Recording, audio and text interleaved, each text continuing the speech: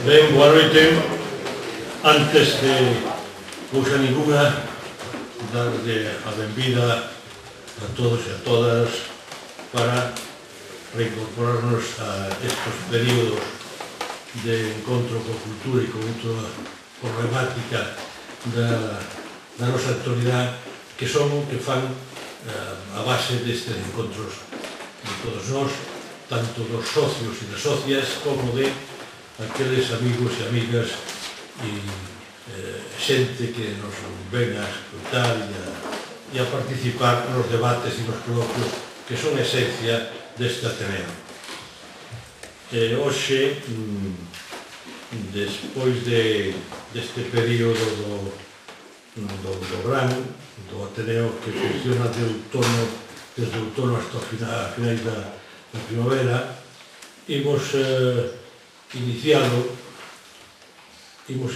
con unha conferencia do profesor Barreiro Fernández que será precedida dun pórtico, dunha entrada, dun prólogo do escritor editor Víctor Freixanes, que por certo tamén está agora de estrena un libro vertido a lingua castelá da última novela que despois de 17 anos nos ofrece, que é o Cabalo de Ouros, e que ahora será traducida por Siruela ao español. Barreiro Fernández, compañeiro da Academia como Víctor, leva tempo xa.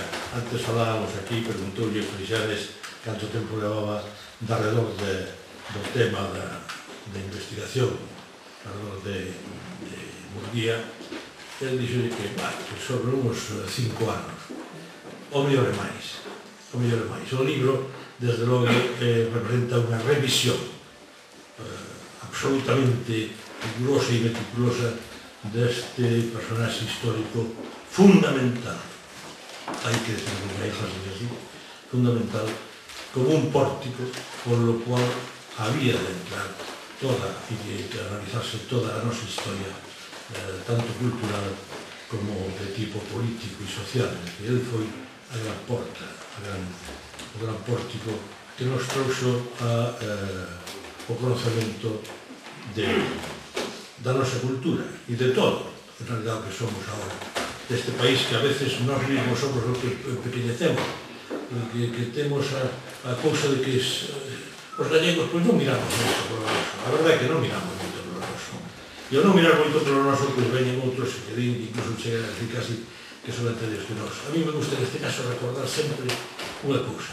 Galicia leva máis de 2000 anos chamándose Galicia.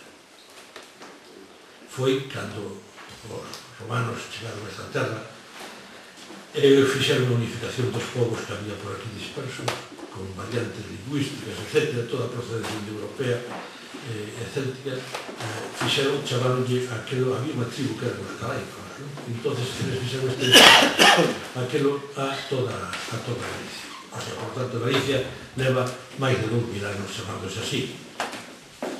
Non é o caso de Cataluña, agora que están moi maravillosos con a súa identidade, non é así. Eles empezaron, todos máis atrás que poden contar e remontarse ao século XIII, mal que ven, e aí acabou toda a historia. Neso, quizá o mellor é o único en que ganamos un pouco. Bueno, non quero dar máis voltas a este asunto e deixo a palabra ao escritor Víctor Freixanes, que sin duda fará unha magnífica introducción despois ao tratamento deste libro e de Murguía como que foi un compostelán tamén.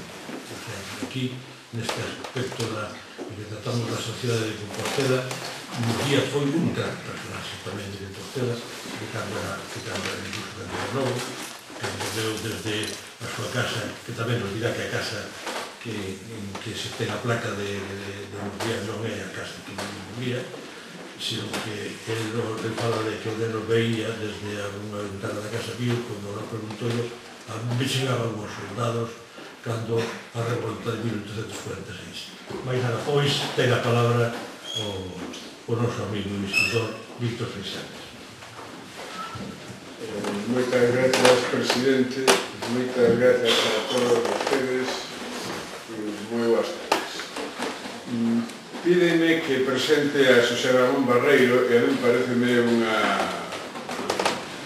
especie de obviedade, exactamente. Bueno, o que pasa é que fago con gusto e fago con admiración e placer, porque neste caso non só como editor e, por tanto, corresponsable da presentación desta nova colección que, de alguma maneira, tamén presentamos onde está, que se inaugura a biografía de Manuel Murguía, de grandes biografías en la editorial Galaxia, sino como amigo, como cidadán e como compañeiro da academia. Eu coñecín a Barreiro cando estudábamos na facultade. Ele era un veterano, era a madurez. Nos éramos uns pipiolos e ali andábamos a reunir polas bancadas cando ele xa tiña un criterio, unha solidez, mesmo unha metodoloxía e unha madurez, como dixen, no traballo. Me lembro que naquela posteo, dicindo a luz con 12 anos, levábamos 20 e tantas voltas de ventaxa no estado. Pero nós tiñamos nele unha referencia daquela persoa que era un compañeiro máis, pero era o que sabía cousas que nós non sabíamos. Por tanto, na nosa crónica sentimental, na crónica da nosa xente, está José Beatriz connosco, que era compañeira tamén de aulas. Eu fui ao mesmo tempo filoloxía románica e historia, e entón coincidía con eles, pois, a miña muller, con Malós, naquelas clases de Cortázar, de Eiras, de Carlos Alonso del Real, de Viana, que xa non está connosco, tampouco. Bueno, e entón eso forma parte da nosa crónica sentimental. Pero logo empecé a admirar e a seguir a Xosé Ramón Barreiro xa como investigador e como escritor. Me lembro que o primeiro libro que li del foi aquel 1846, o primeiro galeguismo, na editorial Pico Sacro. Eu creo, estaba aí preguntando agora de que ano era, pero eu lembro que coincidía ca saída de Teima, por lo tanto debía ser no 76 ou algo así, 76, 77.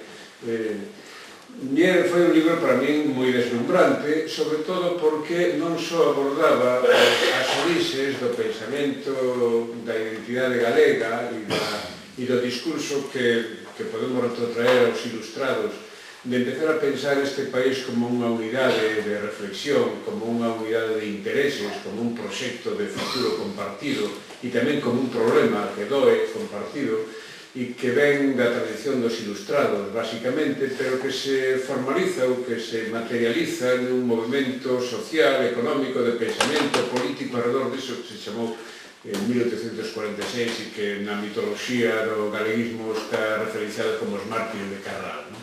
Bueno, aquel libro non só era a crónica máis ou menos novelística do fenómeno dos mártires de Carral, sino que falaba das conexións económicas, das conexións empresariais, das conexións cos movimentos de pensamento da época, cos cataláns que chegaban ás Rías Baixas e, por tanto, tiñan tamén reivindicacións e, en algún momento, podían coincidir cos movimentos de liberdade que representaban aqueles núcleos de pensamento de Ramón de la Sagra e do grupo de Antolín Faraldo, etc. Bueno, para mí foi un libro importante, non moi extenso, pero importante, moi útil, sobre todo aberto a esa visión da historia e de análisis da historia que logo continuou noutros libros, que ten que ver con a historia un relato e toda a nosa vida é unha narración. Cando necesitamos contar que somos, pois construímos un relato e acabamos narrando unha historia dos nosos avós, dos nosos pais, da nosa vida, das nosas peripecias profesionais ou sentimentais. E o mesmo sucede cos povos e cas colectividades, pero esa narración, ese relato, está cheo de interferencias e está cheo de outras conexións. Son vasos comunicantes, ou se quere, redes de comunicación que hai que explicar como interferencias e como interdependencias e enriquecementos mutuos. A economía, a pluridisciplinaridade, esas novas metodoloxías de intentar explicar a historia non só dende uns acontecementos determinados, sino dende a complexidade que son os cambios sociais e os cambios políticos, económicos, culturais, de comportamentos, de usos, de costumes, etc. Bueno, Xosé Ramón Barreiro representa todo iso, sobre todo nunha etapa que a mí me parece especialmente decisiva ou por menos fructífera, que é o século XIX. Non exclusivamente o século XIX, pero moi fundamentalmente o século XIX. E a partir de aí, Xosé Ramón Barreiro convertiuse para nós nos constructores de algo que eu dixen algunha vez e repito agora. Eu creo que houve 3 disciplinas académicas que dan un salto cualitativo a partir dos anos 60 e sobre todo nos anos 70 na Universidade de Santiago. Son a filoloxía galega, o Instituto de Lingua Galega en 1971 é probablemente a referencia máis sólida do que significa un coñecemento de campo profundo da lingua como non existiu antes. A economía, ca creación da Facultade de Económicas, que recolle toda unha tradición de economistas anteriores, que se centra basicamente na Facultade de Económicas e a formación das primeiras promocións a partir do ano 68 e 69, e a Historia.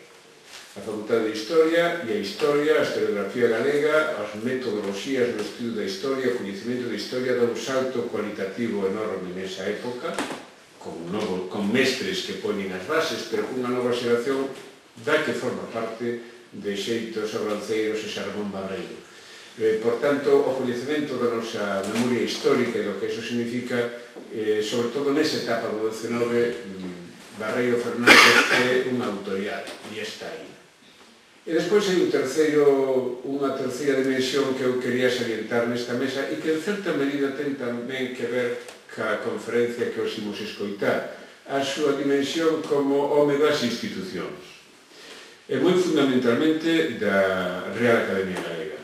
Barreiro foi presidente, como saben vostedes, durante 2 mandatos, que é o que os estatutos agora conforman da Real Academia Galega, sustituiu, continuou a Francisco Fernández del Riego, que foi o seu predecesor, e foi, ademais, un pouco, non sei se que mo levou, pero de logo traballaron xuntos e construíron xuntos ese cambio cualitativo que se produce na Academia despois do falecemento de Domingo García Sever e a aparición de Francisco Fernández del Riego como figura de transición e con Xosé Ramón Barreiro Fernández como un home clave nese proceso.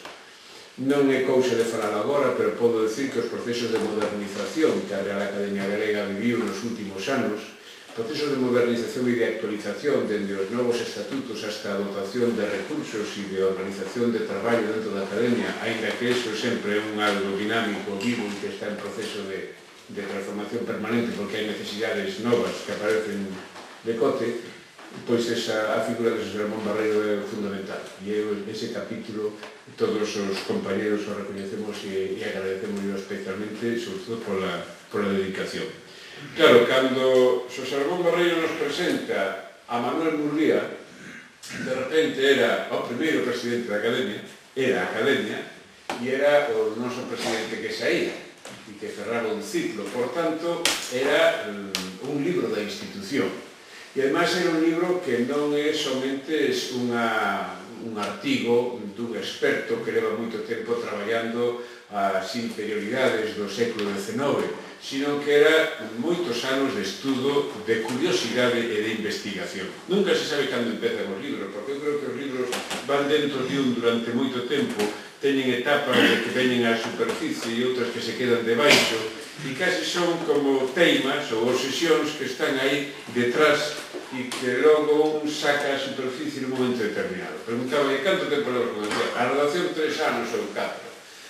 Eu recordo que xa, cando estaba Francisco Fernández del Riego na Academia, Barreiro estaba remexendo e pescudando toda a correspondencia e os papéis de Manuel Murguía, que hai ali, máis outras cousas. Non digo que logo non aparecesen outros compromisos, non?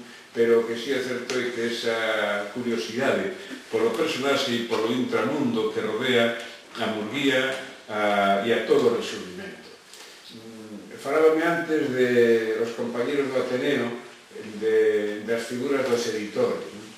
No próximo número da revista Grial pois presentamos un traballo de Xurxo Martínez sobre a figura de compañero. O compañero é outro descoñecido, que está aí e non se sabe nada dele. Eu creo que hai personaxes que son os motores que están debaixo sostendo o gran edificio.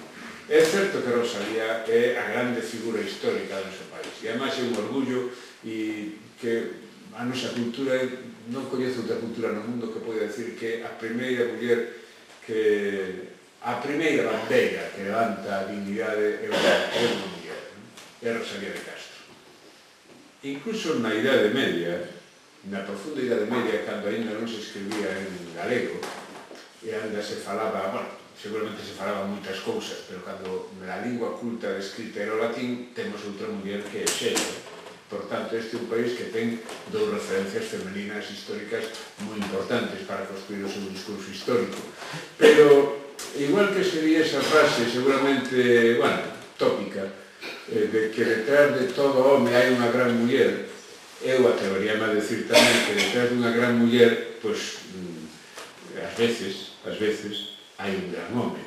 E neste caso, a figura de Murguía, en certa medida, non sei se consciente ou inconscientemente, porque eu creo que hai toda unha estrategia detrás do que Murguía planifica e o seu entorno planifica para construir un imaginario simbólico do país. Creo que é unha estrategia consciente. Detrás está Manuel Murguía. A veces non no primeiro plano, porque non quere, nun segundo plano. Desto é do que nos gustaría que nos falase hoxe Xosé Ramón Barreiro, da dimensión e da significación non só dun personaxe, sino dun tempo histórico que, como decía moi ben o noso presidente, marca, configura todo o discurso posterior da cultura galega e da lingua galega na súa dimensión máis ambiciosa e incluso na súa dimensión máis exigente e crítica. Manuel Murguía é un xigante da nosa historia e está detrás como un esteo que sostén o gran edificio que logo van construir. Gran edificio non sei se cuantitativamente, iso tenemos que decirlo, que aquilo que decía Borges, que a democracia non deixa de ser unha estadística, pero cualitativamente sí que é un edificio gigantesco que eles construíron. Por tanto, seguro que uno de aprender muchas cousas o xeito o profesor Barreiro e a figura histórica de Manuel Murguía. Moitas gracias por atenderme.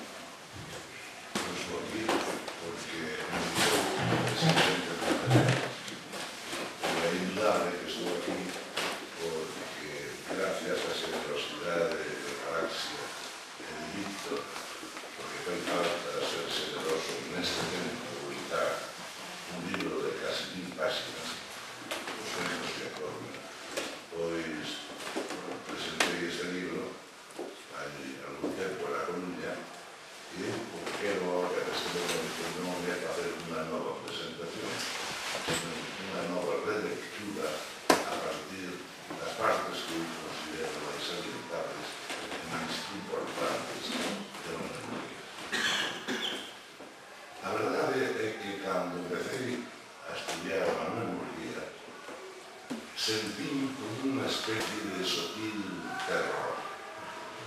Que é o que me pasa cando vou en avión.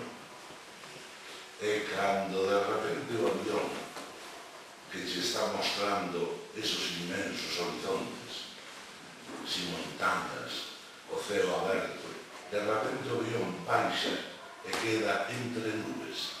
E non ves máis que nubes por diante, nubes por detrás, nubes por un lado, nubes por outro. E dáche a sensación de que non hai maneira como é posible que isto se poida gobernar. Ese pequeno terror que a mí por lo menos sucede cando vou en avión é o que eu non sentí cando me mergulhei, me introducí en serio na poderosa vida de Manuel Murguía. Para mí, o intelectual máis grande que tivo Galicia en todo o século XIX. 37 libros, 458 artigos, títulos, porque logo, como moitos deles aparecían en varios números, resulta que salen 1300 e pico de artigos.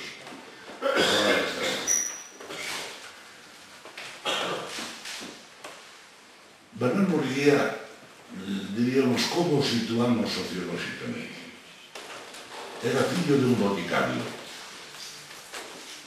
era neto dun estanqueiro, pero cando os estanqueiros constituían unha función pública e que era necesario dar unha fianza importante para que o gobernador ou a facenda se nomease estanqueiro. E os antepasados deles eran ou mariñeiros de laxe ou campesiños de Ponteces. Esta é un pouco a procedencia de Murguía. Por conseguinte, é unha procedencia que, partindo da nosa máis fonda realidade galega, rural ou mariñeira, vai ascendendo socialmente. Repito, o seu pai era boticario. Illa a súa farmacia na Plaza de Cervantes. Non sei, os maiores sí se recordarán que había antes aí un quiosco onde se vendían tabaco e cousas. E non sei se se lembrarán que por a parte de atrás do quiosco había un arco. Esa era a entrada da farmacia. Que neste momento ese edificio está dedicado a outro tipo de menesteres. Me parece que de un restaurante ou algo por o estilo. E cando fixeron a obra, eu introducínme e pude ver todavía pois a bóveda da farmacia de Murguía. Por conseguinte, como dixo moi ben o noso presidente, a lápida que está por detrás de San Bieito nunha casa con vidre moi importante está mal colocada. Correspondelle a primeira casa que está á esquerda, mirando de frente a iglesia de San Bieito, casa que foi mercada por o pai de Murguía en 44.000 reais dunha subasta xudicial. Aí foi non donde naceu, aí foi donde viviu Murguía. Estamos falando de que Murguía pertenece por conseguinte a unha clase media en ascenso. E é importante subliñar eso. Se ustedes se fixan nos galegos que están en este momento en Madrid, os Pastor Díaz, ou os Montero Ríos, ou os Álvarez Bucañal, ou os Murguía, verán ustedes que ningún deles procede da aristocracia nin da filandía. Son todos procedentes da clase media. Este é o éxito do liberalismo.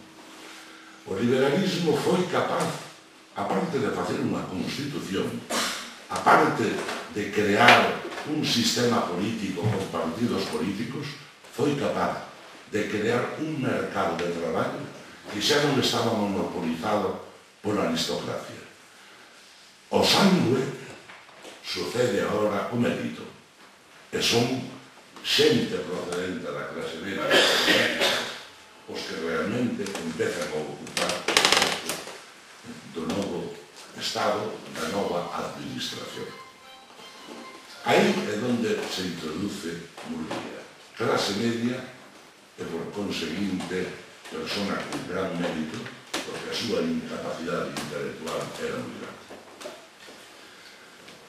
En Madrid vive a bohemia, e aí temos que pararnos, señores, porque circulan cousas por aí que non se ateñen á realidade nin á verdade. Nin Murguía nin Rosalía pasaron fame. É radicalmente falso que esta parella tuvera que vivir un pouco, pois, casi da limosna. Eso hai que negarlo. Pasaron momentos difíciles, moi difíciles, por culpa deles. Porque tanto Rosalía como Murguía eran personas que non tiñan capacidade para a administración. Cando había moito, gastábase moito. Cando non había que pedir. O pai de Murguía escribía en unha carta que decía: en Santiago se dice que vosotros, tu mujer, Rosalía y tú, coméis y bebéis oro, porque es imposible que con los sueldos que tenemos, que tienes, más lo que ganas, puedas estar siempre con estrecheces y sé que en este momento tienes 3 querellas por no pagar cosas tan elementales como un gabán o un vino que se tomaba na casa. Entón, vamos a empezar a sentar as bases da realidade e deixémonos de levar por esos proviños que viviron na miseria e cousas por eso. Logo puntualizaremos cales eran as entradas desta familia que eran entradas moi consolidadas. Porque en Madrid viviu intensamente a Bohemia. A Bohemia non era unha situación deprimente. A Bohemia era un estatus. A Bohemia era unha situación buscada por aqueles que querían ser inmortales, aqueles que querían dedicarse ás letras, sobre todo á poética. Non eran os pobres que tiñan que dormir nunha alameda sobre un asiento, non. Eran personas que tiñan o estereotipo fixado de que había que pasar a época aquela e a pasaban. E cando vestían con aqueles roupóns e aqueles grandes sombreiros e aquelas cando de noite se tiraban en rimba dun banco para dormir, eles non eran os que necesitaban eso. Había os pobres, eles non eran pobres. O que pasa que tiñan que pasar o noviciado ese, o noviciado da Bohemia, porque isto marcaba. E non podía ninguén ter a intención de aproximarse ao mundo artístico sin pagar o viaxe de pasar unha temporada na Bohemia. E Murguía tamén o pasou, evidentemente. Murguía foi un pésimo estudiante, porque o pai mandou-no a Madrid a estudiar farmacia e en 7 anos conseguiu aprobar únicamente 2 cursos. A prova de que él non pasaba necesidade é que o pai puntualmente lle mandaba o precio da matrícula, que por suposto xa non se matriculaba e quedábase con esos cartos, e lle pagaba a pensión. E sabemos os sitios e as pensións non viviu Murguía. Por conseguinte, non era un pobre. El tiña o suficiente para vivir como os universitarios actualmente, con dificultad ou con maior ou menor, os pais lle pagaban os seus estudios. Pero é que Murguía, a partir do ano 1853, empeza a escribir no xornal que era a Biblia do progresismo, La Iberia, que dirixía Calvo Asensio. E caeulle ben Murguía, a pesar de que tiña 20 anos, 19 anos, caeulle ben, porque Murguía lle daba a Calvo Asensio algo que este andaba buscando. Os periódicos tiñan, como saben vostedes, un folletón en donde se publicaban novelas. E estas novelas normalmente eran novelas francesas e inglesas, pero sobre todo francesas, que había que pagar os dereitos, naturalmente a través de axencias literarias, se traducían e aparecían en cada número. Calvo Asensio quería liberarse desa especie de coyunda que tiña cos franceses. Mais ainda, el pretendía que os personaxes, os espacios, foran personaxes espacios de España. E atopou justamente en Murguía o que ele andaba buscando. E Murguía empeza a publicar nos folletóns de la Iberia pues, as súas novelas Luisa, Mientras duerme, La mujer de fuego, e, para a sorpresa de Calvo Asensio, o gran mercado de Murguía eran as mulleres, as señoritas, a quen lles gustaba o estilo que tiña Murguía, que quedaban verdadeiramente sorprendidas por ese sentido musical que atopaban, non solamente porque ali aparecían os personaxes típicos do romanticismo, as mortes por amor, etc. Non, é a musicalidade da súa linguaxe. E por iso tiña asegurado deste xornal un cómodo vivir máis o que lle pagaba o pai. Por conseguinte, non foi bohemio por necesidade, foi bohemio porque había que pasar esa experiencia. A súa vida era moi sinxela, levantábase moi tarde, o primeiro que facía era ir ao Café Levante. No Café Levante aí xuntábase cos amiguetes, que eran os Avendaños de Vigo, os Chao de Vigo tamén, algún de Ribadeo, e ali xuntábanse. E xa non pagaban, iban a continuación ao Bar Príncipe, que tiña resonancias da época de Espronceda, da época de Narra, que conservaban ainda a pátina e a historia desas épocas. Había bares que había que levar a silla, porque non había máis que unha silla. Isto pasaba en tempo de Espronceda, e todos os que iban a sentarse tiñan que buscar unha silla para sentarse. Eso formaba parte desa especie de liturgia, que era moi característica do romanticismo. Non paraban no Príncipe, a continuación iban a outros bares, así hasta a hora de xantar. Si había cartos, podrían moi ben orar, se non terían que poder o que fora en cada sitio. Era unha vida verdadeiramente regalada, fácil. Esta foi a bohemia que viviu Murguía, non por necesidade, senón por un estilo ou forma de ser. Non me extrañar, señores, que cando no ano 1862 morre Henry Burger, o que escribiu aquel precioso libro, eu por lo menos leíno,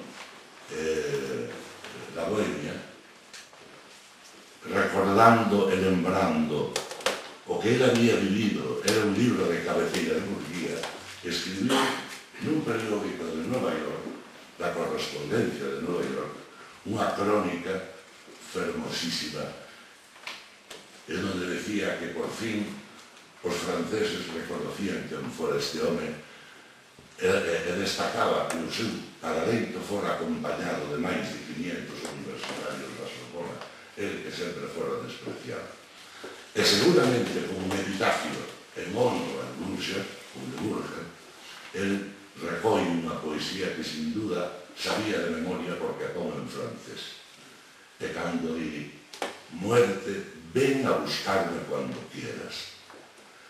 Todo lo que aquí hay es para ti. Solo te pido una cosa, que dejes con vida a mi perro para tener a alguien que llore por mí. Esto lo recolle Murguía en francés, acordándose daquel home que abriu un camiño que foi o camiño da bohemia. Pero prosigamos con visións, con fogonazos sobre a vida de Murguía. Deixei pendiente o tema da súa situación económica. E dunha vez por todas, para eliminar esa especie de lenda que discurre por todas partes, debemos ter en conta o seguinte, que Murguía, mentre estivo en Madrid, hasta que chegou Rosalía, en o ano 1859, Murguía acabouse a bohemia, porque naturalmente non lle permitiu máis Rosalía ese mundo de bohemia, e viñeron para Galicia, sin os malos exemplos daqueles amigos que os recollían ás 2 da tarde. Mentre viviu en Madrid, viviu espléndidamente por estas razóns que estou dicindo. Ben é certo que o pai deixou de parar cando escribirle un día ao rector da Universidade Central lle pregunta polo filho, oiga, xa me vai 7 anos e todavía non acabou, dígame usted, a ver como, cando acaba. E o rector lle contesta finamente. Hombre, non é costumbre dos rectores contestar as demandas dos pais, pero tratándose de un caso, como di usted, puxenme en contacto co decano, e o decano que me dixo foi que este caballero é un perfecto desconocido. E aprobou o primeiro. Estuvo 3 anos en fazer plan. Volvou a aprobar o segundo ao cabo de 4 anos. E volvemos a perder a vista. En ese cortou o grifo e Murguía tuvo que dedicarse exclusivamente a vivir do seu traballo. Se Murguía permanecera en Madrid, pois o futuro sería... non poderíamos escribir este libro. Sería imposible. Porque fíxense ustedes os compañeiros da redacción que tiña Murguía. Núñez de Arce, Sagasta, Cánovas del Castillo, Castelar. Eran os compañeiros de redaccións dos xornais donde, e por suposto, Murguía era moi superior a todos eles na súa prosa e na súa inteligencia. Naquel momento, que tenían todos 20 anos. Se Murguía quedara por conseguir en Madrid, Murguía toparía enseguida a dirección dun xornal. E xa, dende un xornal, é fácil presionar para chegar a ser un diputado, un senador, e a partir de aí empezaría a súa vida política. Sin embargo, non quixeron facer isto. E retornaron a Galicia, tema que logo recuperarei. Acabo de decir que non tuveron necesidades económicas. A partir do ano 1868, Murguía recibe un soldo do Estado, nada máis e nada menos que como xefe primeiro do arquivo, dun dos arquivos máis importantes de España, é clasificado de primeira clase. Era o arquivo de Simancas, onde estuvo de director. E os que me conocen, os que conocen estes arquivos saben perfectamente que dentro da terminoloxía, dentro da xerarquía pois que había en ese momento, ainda hoxe parece que é un dos grandes arquivos de España. Bueno, pois ali estuvo, e recibía un soldo de xefe de arquivo verdadeiramente moi importante. Moi importante. E, sin embargo, a muller que quedou aquí, hasta que se incorporou, tiña privacións económicas. Posteriormente, este home foi o director do Arquivo de Facenda da Coruña, logo foi o director da Diputación Provincial da Coruña, é dicir, que casi sempre nos momentos en que por razóns políticas estaba cesante, casi sempre tiña un soldo fixo do Estado. Pero engádanle ustedes a eso que Murguía tivo a habilidade extraordinaria de convencer as diputacións para que o seu gran proxecto da historia de Galicia fora subvencionada polas diputacións. E as diputacións contribuían, cada unha de elas, para facer posible que describira a historia de Galicia. Mais aínda, cando foi nomeado cronista do Reino de Galicia, escribira ou non escribira, el recibía un sueldo anual de todas as diputacións menos de unha. Por eso fala malísimamente desa provincia na súa historia de Galicia, que era a Diputación de Lugo. E que se nota moito cando escribe sobre Lugo, ciudad fúnebre e cousas por estilo. É dicir, que as entradas eran... E logo, finalmente, Murguía, que, como acabo de decir, chegou a publicar máis de 1.300 artículos e 480 tantos títulos, cobraba naturalmente por as súas participacións, a excepción de algúns casos, nos xornais, non solamente de Galicia, non solamente de España, senón nos xornais portugueses e xornais de Nova York. E sabemos exactamente o que percibía por escribir cada 15 días 15 folios que lle pagaban desde Nova York.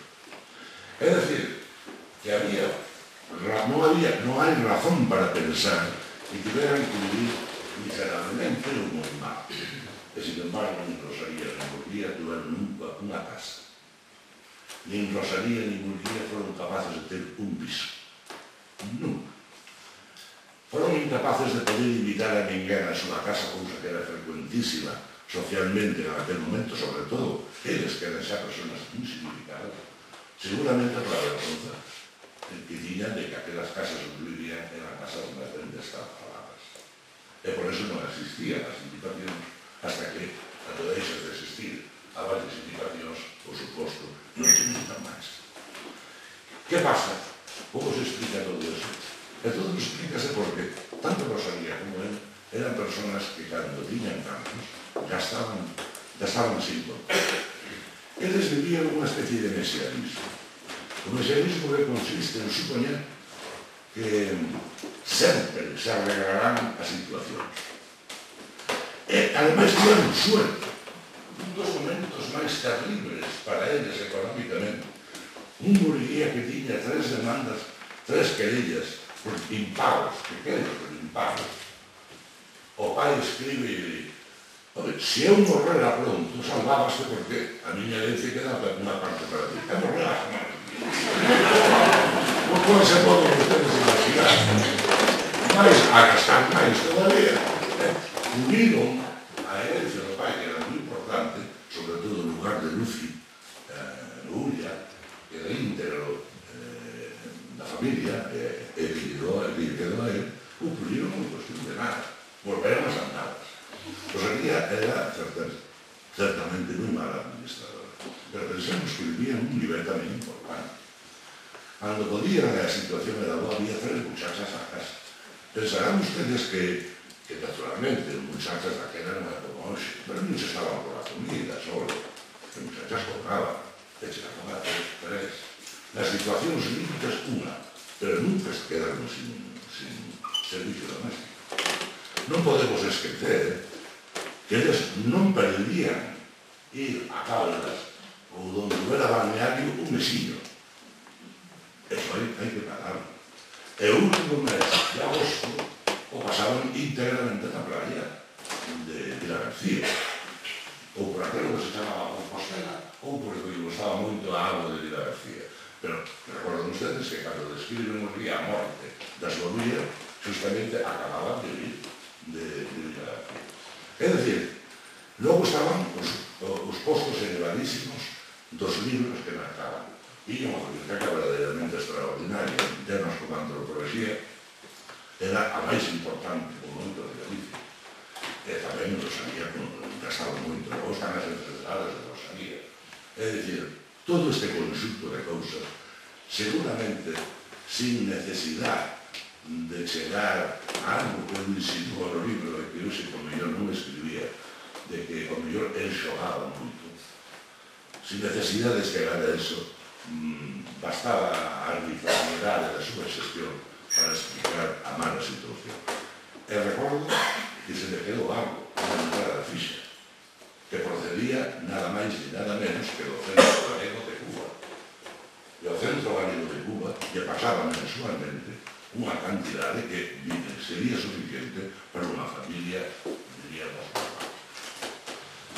Entón, empecemos a eliminar cuestións, prexuizos que funcionan moi ben, que valen para botar mítines, pero que non teñen fundamentación absolutamente ninguna. Casi sempre tiñan 2 casas. Ella estaba en Madrid, pero ainda que ele estuvera aquí, por exemplo, Rosalía estaba en Padrón, na Matanza, que tiña alquilada, e ele vivía de Traso Pilar. De Traso Pilar tiña ele a súa casa. Entón, claro, todo isto encarece extraordinariamente, porque tiña que haber xente do servicio alá, aquí, etc. Ben, o presidente, cando a cousa se vai aprendendo mal, avisa que, bueno, vou ir empezando a recortar. Hai algo que tamén é importante, para mí moi importante, que é, diríamos, a súa misión de Galicia, e que pretendeu Murguía coa súa dedicación a Galicia.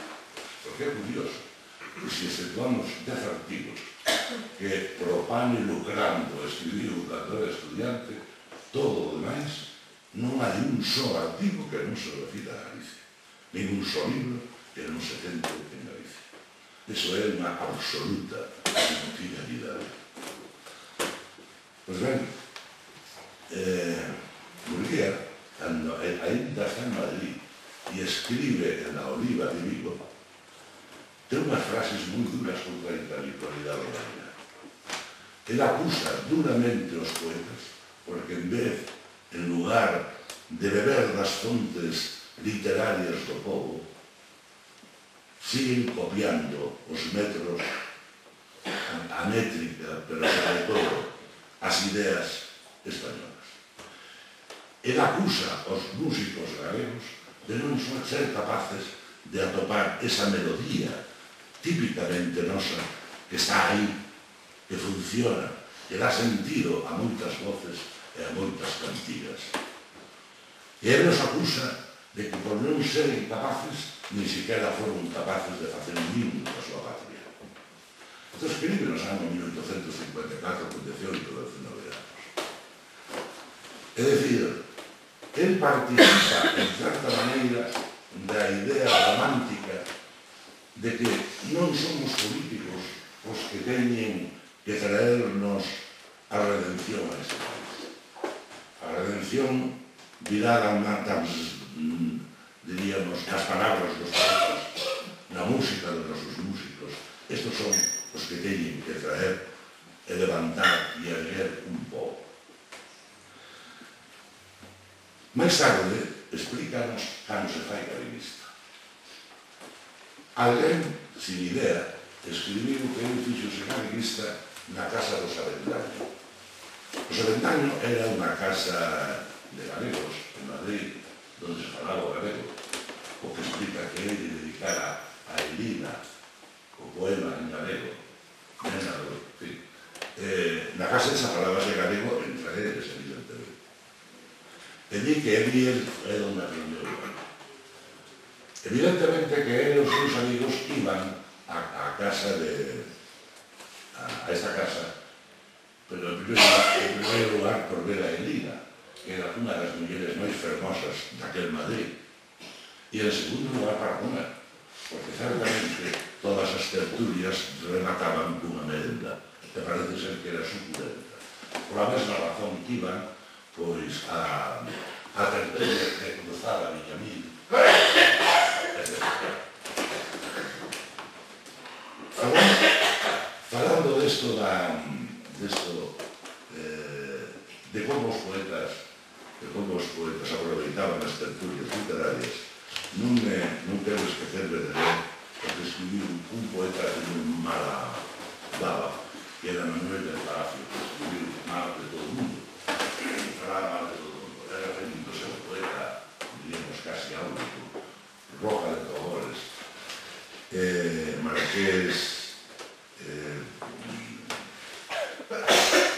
Marqués de Molins, explica e di: es un poeta académico, refírese a Roja. Y dicen que de gran fama.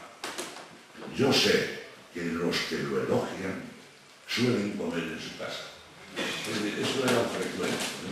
Las familias poderosas invitaban a sus amigos para los hoteles. Pero a primeira vez que ele vi e descubre a Galicia, que cando sendo neno, no ano 1946, estando na botica do pai, de que chega ali un oficial malferido. Tan malferido que simplemente sentouse diante do mostrador e morreu. Aquelo o impresionou extraordinariamente. Curiosamente non vi se era un oficial de un lado ou do outro. O que sí vi, yo en ese momento dejé de ser neutral y le pedí a Dios que triunfaran los de aquella bandera, la de Galicia. Y yo, a partir de ese momento, tenía 13 años, no tuve ya otra bandera en toda mi vida, ni deserté jamás de ella. Aos 13 anos, por como seguinte, este home descubre algo novo. En falando, lo que estos escribiron, pero a partir dos 13 anos. Dicen que toda a súa vida dedicou a estudiar a Galicia. Elabora unha historia de Galicia non demasiado objetiva, porque el o que pretendía era dotar a este pobo dunha enerxía histórica propia, que lle merecera poñerse ao igual que os demais povos que hai en Europa. Ele é o primeiro en facer a distinción entre nación e Estado. Lean vostedes a introducción ao tomo segundo da historia de Galicia, e aí aparece nítida a distinción. Galicia é unha cultura, e toda cultura implica unha nacionalidade. O Estado é unha realidade, diríamos, virtual, porque Estado foi Grecia, desapareceu, donde hoxe é Bélxica e Holanda non había estados, pero había nacións, había culturas propias. Esa é a primeira distinción fundamental que realiza na súa obra. Curiosamente, nese mesmo ano que escribe este no ano 1864, Pedro Egaña, un diputado do País Vasco, ten a usadía de dicir no Parlamento Español que o País Vasco era unha nación. Levantouse un escándalo tremendo porque por vez primeira alguén introduce esa variable, a distinción entre Estado e nación. Esta é a creación dele. Porque estaba convencido, por conseguinte, que ao ser nación tiñamos dereito a participar de certos poderes do Estado que o Estado, diríamos, asumira contra toda a lei. E por eso loitou creando o regionalismo. Porque él creía que as minorías intelectuais, as profesións liberais, a inteligencia que se di, eran aquelas que tiñan que traer ese futuro para Galicia. Hasta que se decatou de que estes señores o único que facían era asistir a unha especie de tertulia e lles importaba un dedo da vida. Mais ainda, uns eran republicanos, outros eran do Partido Conservador, outros do Partido Progresista, nada o unificaba. Por eso, Murguía racha co regionalismo. Non deixa o regionalismo para que non se apropiara del Brañas. Ele non podía ver a Brañas. Brañas lle botaron a man, o apoiara intensamente para construir o regionalismo, pero ele vía a Brañas porque Brañas levaría o regionalismo hacia posturas absolutistas. E ele de ninguna maneira quería que esa marca quedara dentro do regionalismo. Hasta que morreu Brañas, ele sigue presidindo o regionalismo, pero este xa non existe. E de repente vemos a Murguía pegar un brinco, pegar un salto. Decir que as minorías non sirven para nada, no sentido de cambiar o país. O país ten que cambiar dúas clases sociais que son as únicas que sufriron, que é o campesinado e os mariñeiros. Eles son os que sufriron, eles son os que teñen que redimir. Hai unha apelación á revolución social. Non hai unha apelación a un partido revolucionario, porque o que non tiña nada claro na Murguía é que esa suposta revolución necesariamente tenía que orientarse hacia a independencia. Non había razón ninguna para pensar eso. Sin embargo, él apela a esa revolta popular. A la Guardia Civil mata os primeiros agrarios por defenderos él, escribe: la primera sangre ya ha sido derramada. Por consiguiente, la conquista está próxima. Isto é o que caracteriza o último Murguía. Un home que no último discurso que pronuncia, xa non foi capaz de pronunciar o leer, di: yo non veré, pero este pueblo que sigue caminando llegará un día a su tierra prometida. ¿Qué es eso de su tierra prometida? Está claro que está aludindo a unha independencia. É dicir, que na última etapa da súa vida, Murguía móstrase afervoadamente independentista, aínda que nin é capaz, nin interesa, nin tiña capacidade pouco para construir un partido desta índole. Cando se constituyen os primeiros movimentos galegos das Irmandades da Fala, etc., Murguía o rexeita. Más de lo mismo. Os Irmandades da Fala non eran máis que señoritos, non eran máis que profesións liberais, intelectuais, máis o mismo. Estos nunca poderán facer a revolución neste país. A revolución ten que ser levada por os bois que sufriron, o campesinado e os mariñeiros. Bueno, isto é algo do que dá de sí a biografía de Murguía, que realmente é extraordinaria. E quero concluir como era Murguía. Murguía saben ustedes que era enana. Hai que dicir que tiña un trío, pero máis.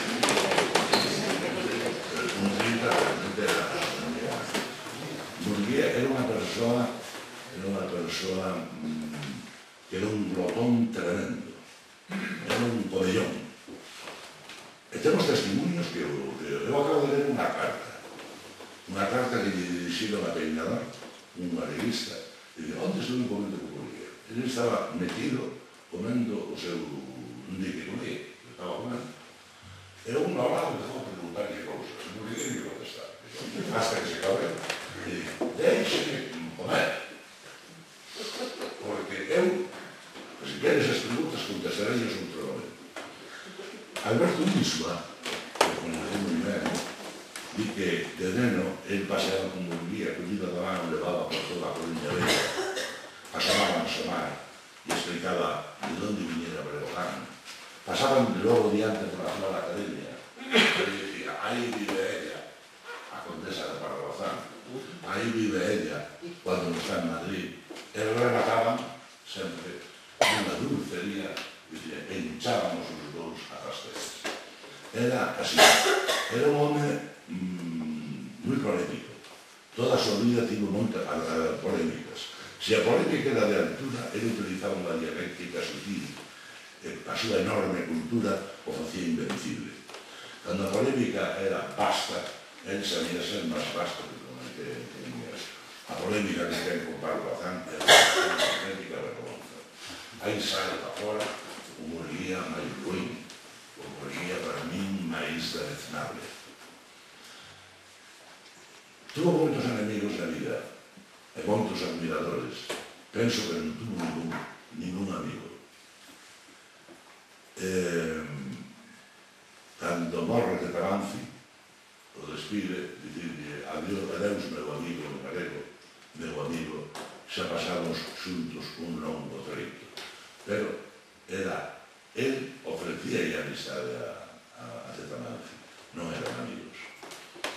Os odios normalmente os foi superando. Lembren ustedes as loitas con Lamas Carvajal, tremendas. Sin embargo, tuvo a grandeza de que nun discurso pronunciado en Lugo, valora a Lamas Carvajal e di, me he equivocado, nunca le guardé rencor y ojalá viviera para devolverle lo que le he quitado de su fama. Era un home moi contradictorio. Rosalía e el constitúen, eu chamolle, unha unidade hipostática. É dicir, señores, escribíanse todos os días. E cando el non lle podía escribir un día, o día seguinte lle mandaba 2 cartas. Estuveran onde estuveran. E a preocupación que tiña por Rosalía, para que Rosalía non lle faltara de nada, era de tal índole que facía auténticas trampas para que os amigos lle mandaran cartas a Rosalía. Era un home que amou intensamente a Rosalía. Eu non sei de onde nacen outras lendas, eu non lle atopei en toda a documentación, en miles de páginas que li, nunca atopei máis que unha carta a Rosalía que se queixa de que lle falen outras mulleres, é único, pero nada máis. Nunca lle atopei o máis visto se lle escapa algo, e nunca lle atopei absolutamente ninguna referencia. Eso de que se andaba con prostitutas no papagayo, que se corre moito na Coruña, eso de que tiñas afiliases un furor sexual desmedido, todo eso, realmente, eu, señores, teño que decirlo honradamente de home. O que sí é un amor inmenso por a súa dona, de ela con él. O que pasa que eran 2 xenios. E ela nunca se someteu a él. E, por suposto, tampouco ele se someteu a él. 2 xenios que foron capaces de coincidir por amor. Porque eran os 2 portadores deso que teñen moi poucos no mundo, que é o xenio. Pero justamente porque se sabían xeniais, amáronse intensamente. Vean ustedes algúns poemas no seu libro en prosa para sentir por dentro unha emoción, eu por lo menos o sinto enorme, lembrándose dela e pedíndolle a Deus que o leve pronto para volver esta condena. Era un home religioso. Nunca nunca, eu creo que asistir nunca cumplido con os preceptos da Iglesia. Non vivir sacerdote, nin a familia se atreveron a levarle un sacerdote. Ora, tampouco o rexeitou. Por eso foi enterrado en Sagrada. Pero todos sabían que non podía. Na súa familia había unha libertad total. Tiña unha filla que era beata, unha auténtica beata, porque así se veía da mañá, abría as portas da iglesia para ir a misa. Pero en cambio, nin Rosalía, nin él, exerceron nunca, non cumpliron, diríamos, os preceptos que manda a iglesia. Pero era fondamente crente, e non crente de algo evanescente, non, crente en Deus, un Deus personal, e un Deus que nos agarrará e que nos recibirá un día. En eso